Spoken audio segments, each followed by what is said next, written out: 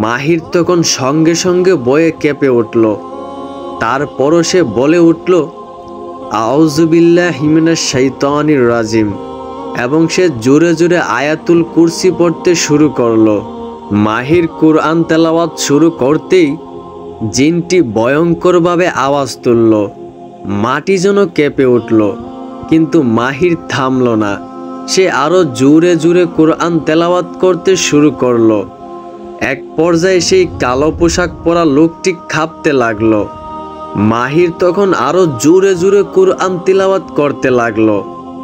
এক পর্যায়ে সেই জিন চিৎকার করে বলে উঠল, থামো, এই আয়াত আমাদের জ্বালিয়ে দিচ্ছে। মাহির আরো জোরে পড়তে লাগলো। শেষ পর্যায়ে সেই ভয়ঙ্কর জিনটি আস্তে আস্তে কুরআনের তেলাওয়াতের সাথে মিশে গেল। হঠাৎ করেই সে জোরে